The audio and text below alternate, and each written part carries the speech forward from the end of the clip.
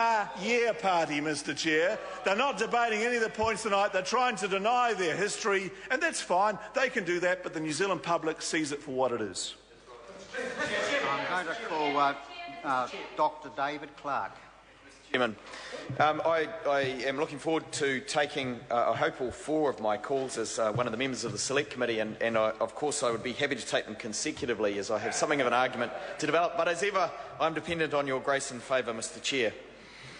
I, on that Select Committee, have had the dubious pleasure of reading a number of the draft agreements and the negotiating documents, and I would like to talk a little about them because they go into the agreement, which is the substantive thing that is referred to throughout Part 6. I want to discuss the agreement, what it is and what it could be, and the way in which New Zealand taxpayers and New Zealand members of the public are disadvantaged as a course in the course of this legislation. But before I do that, I want to touch briefly on some of the earlier comments. Most recently, obviously, Mr Joyce, as Minister, spoke. There's very little one can say about his contribution other than that it was mostly heat and very little light. On this occasion, the Minister appears to have been all mouth and no trousers. But if I want to engage more substantively with an earlier contribution, because it was a more substantive contribution, and that was the contribution of Mr Zhang Yang earlier in the debate, and that's been only the first of two national contributions so far. They're struggling to articulate what is on their consciences, I suspect. But that member referred to the Tourism Association's submission. And I was on the Select Committee that heard that submission, and I have to say that the Tourism Association's representative became decidedly uncomfortable when questioned about the prospect of whether he was comfortable with the deal being funded off the back of problem gambling. And Mr Mallard asked several pertinent questions on that front, and the member representing the Tourism Association was very reluctant to commit himself to that proposition.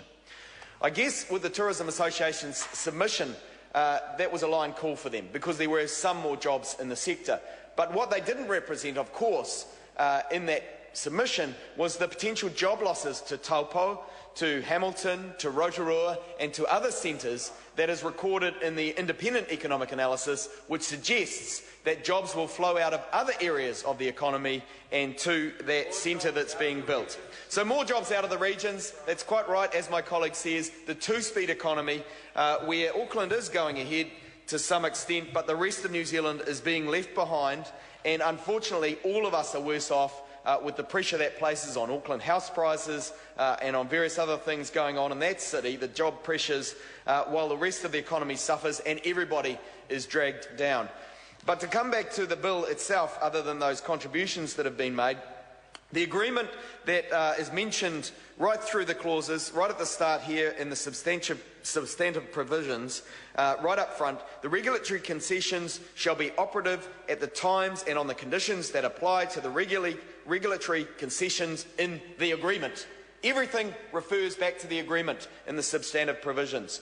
The subclause 2 in clause 6, the regulatory concessions prevail if a regulatory concession is inconsistent with any provision of the gambling law, and the application of the provision of the gambling law is modified accordingly.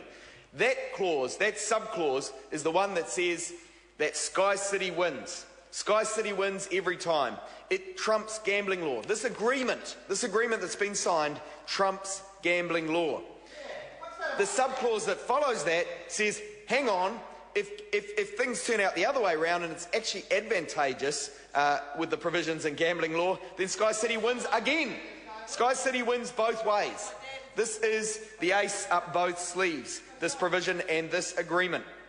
It's an agreement where the government has put itself over a barrel of its own making. It is because it was a political deal, because the Prime Minister committed to one of the parties who was wanting to bid for the deal early on. He was forced into a corner. Now, the SOPs that have been put forward by, in the name of Matiria Ture and Denise Roche get to some of these points in the law, the proposed law. They delete some of these clauses and make them inactive and try to introduce some fairness for the citizens of New Zealand.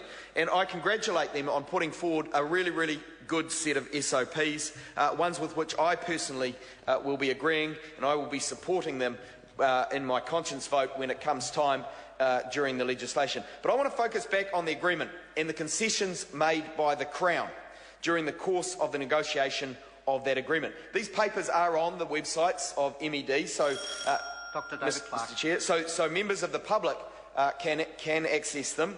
And during the early stages of the negotiation, we see the Crown trying to cover off those options which you would expect it to cover off in the interests of the taxpayers and the voters and the citizens and communities of New Zealand. Early on, we see the potential for a blowout in costs. And in the final agreement, it gets to a point where this is to be negotiated over time. Over the stages of development of the proposal, the government can shovel further cash at Sky City if the proposal as it's drafted comes up to cost more than the $402 million currently budgeted.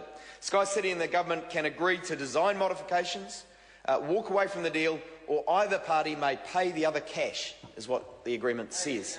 They can just hand cash over if it comes to that.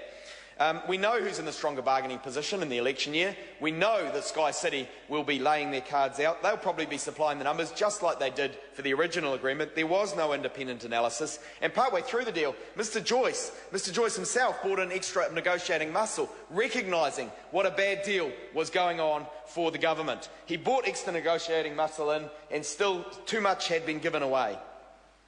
The bad news, of course, is that it doesn't stop there. The Treasury warns that the conference market has peaked and that the chances are that in time in the future New Zealand may receive fewer conferences, international conferences. And that is in part, of course, because of the rising price of jet fuel.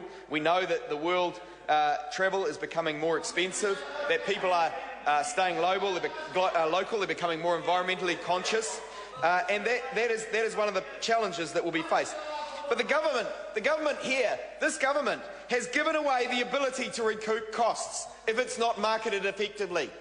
They had in their early negotiating documents the hope and the sensible measure of saying that if the casino was not operated properly, they could claw back some of the GDP loss that would accrue. They also had a clause in there that they could reap some of the tax revenue that was lost, that they could actually say, Sky City, you're not doing your job correctly, we will take back some of what we have, what we might have expected to have done had you done your job correctly.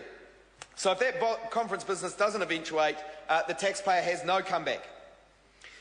The incentives are on Sky City to set up a white elephant. Once they've built the centre, assuming they build the centre and it all goes ahead, they have no strong incentive to run it in a highly serviced fashion, to advertise it widely, because they've got the concessions they want. They've got the gambling machines, they've got the cash flow, they've got the licence extension.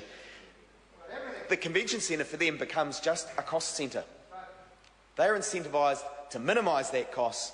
And the worst case scenario, the very worst case scenario for the Crown, actually, not necessarily for Sky City, is that the Crown takes over the running of Sky City.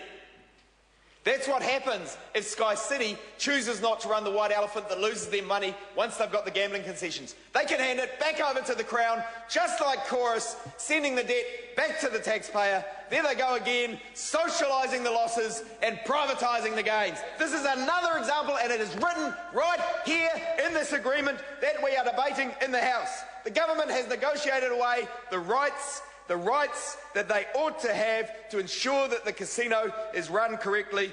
Sorry, not the casino. They've given up running the casino correctly a long time ago. That the conference centre is run in the interests of New Zealand. They've watered down their negotiating position. In the Select Committee, Mr Chair, we heard about how Class 4 gambling is the worst, the most addictive. The pokie machines that are operating, proposed to be operating as a part of this deal, are the worst kind of gambling. And we heard from academics, some of whom travelled from abroad to present. And the one example that really stands out in my mind was a Scandinavian country that chose to ban pokie machines. And the very interesting thing was, when they banned pokie machines, gambling dropped off, not just across that area of business, but across all types of gambling. And it is because problem gamblers are attracted to and are driven by the adrenaline that runs with those pokie machines. And that spurs them on to other gambling and other types of gambling. Those types of gambling that don't affect people in the first instance and don't necessarily make people problem gamblers. This deal, unfortunately, sets up a situation where problem gamblers fund the building of the convention centre. But Mr. Chairman. Over here, Material Thank you very much, Mr. Chair. So there are still a number of